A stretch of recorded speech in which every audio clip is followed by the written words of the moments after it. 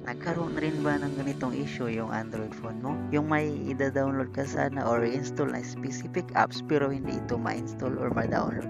So, panoorin mo hanggang dulo ang video na to para malaman mo kung paano ito gawin or kung paano ito isolve.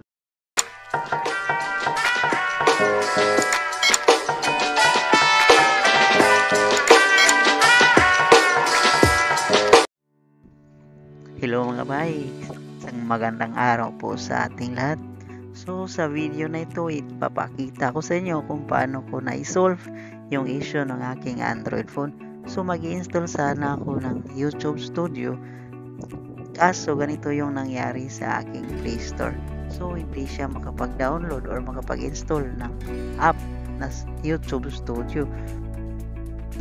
So ang unang ginawa ko mga bay, chinecheck ko muna or finalo ko yung mga basic troubleshooting steps ng Google Play Store. So, chinecheck ko yung aking storage kung hindi pa ba full. So, okay naman siya. Hindi naman full storage yung cellphone ko. So, pangalawa ay ni-restart ko yung cellphone ko. Tinatry ko kung gagana ba yung basic troubleshooting guide. So, ayan, i-restart ko yung phone ko.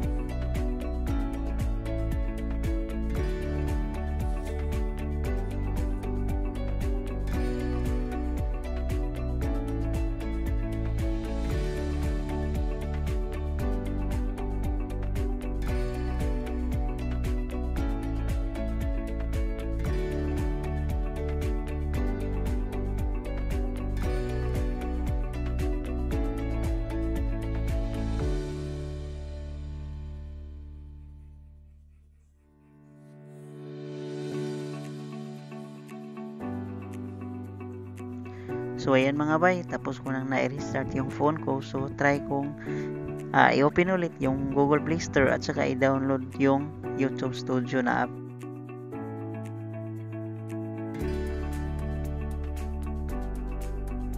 So ganun pa rin mga bay, hindi pa rin nawawala yung issue. So ang gagawin natin ay open natin yung setting. Tapos doon sa setting, pupunta tayo doon sa apps. Ito yung app management. Tapos punta tayo sa app list, hanapin natin yung Google Play Store. So i-click natin yung Google Play Store. Tapos punta tayo sa storage. Yan. So i-clear data and clear cache lang natin mga bay.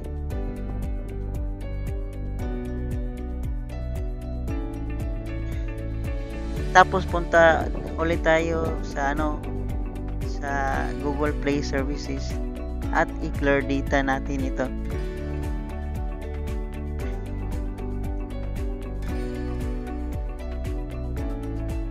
So ayan mga bay, pwede na tayong mag-exit at i-restart muli natin ang ating cellphone.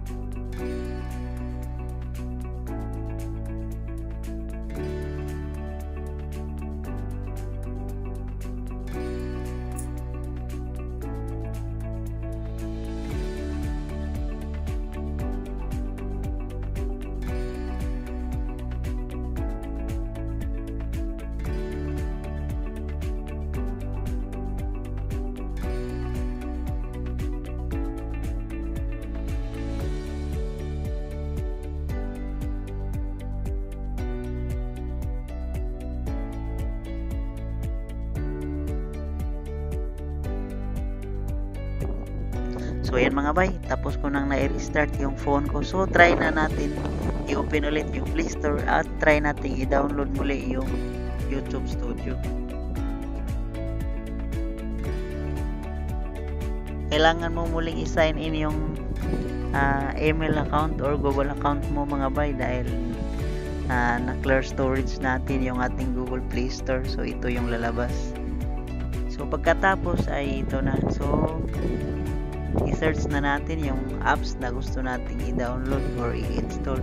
So i-search ko ulit yung YouTube Studio at ito try ko kung okay na ba.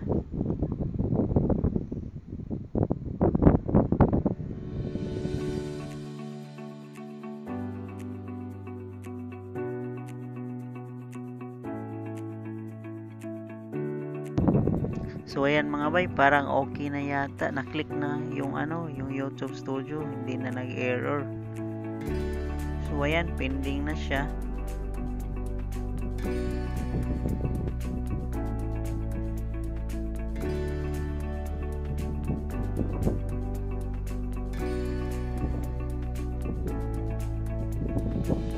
Medyo mahina yata yung internet ko dito mga bay.